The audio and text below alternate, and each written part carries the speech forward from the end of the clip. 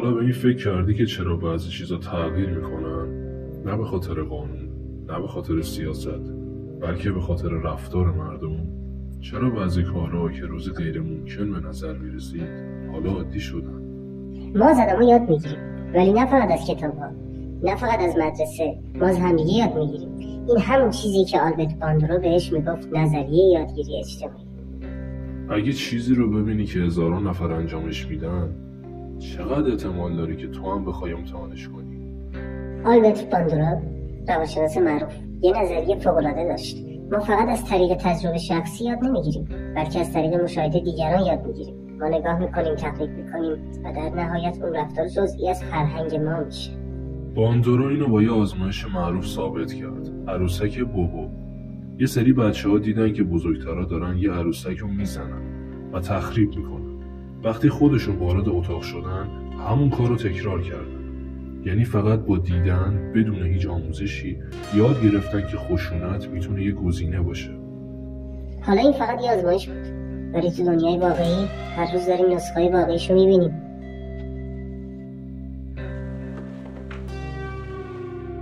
20 سال پیش گیاهخوار بودن یه چیز خاص و محدود بود، ولی حالا آدم‌ها از طریق اینفلوئنسرها، مستندها و آدم‌های دور و برشون با این سبک زندگی آشنا شدن.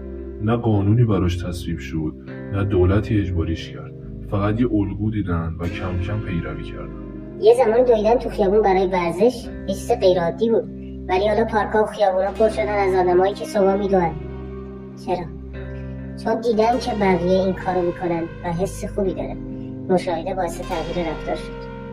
چند سال پیش کسی خیلی درباره روانشناسی، تراپی یا سلامت ذهنی صحبت نمی‌کرد، ولی حالا شبکه‌های اجتماعی، فیلم‌ها و محتوای آموزشی این بحث رو عادی کردن. مردم یاد گرفتن که کمک گرفتن ضعف نیست.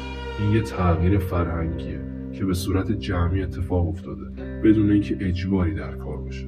ما حتی وقتی فکر میکنیم مستقلیم، تحت تاثیر آدم‌های دیگه ما تماشا میکنیم، یاد میگیریم و بعد خودمون بخشی از اون تغییر میشیم. حالا یه سوال، چه چیزایی تو زندگی تو تغییر کرده فقط به خاطر اینکه دیدی بعضی اون کارو انجام میدن؟ آیا این تغییرات مثبت بودن یا منفی؟ کامنت کن و بگو. شاید همین الان تو هم بخشی از یه تغییر بزرگتر باشی. شاید یکی هم داره تو رو تماشا میکنه و یاد میگیره.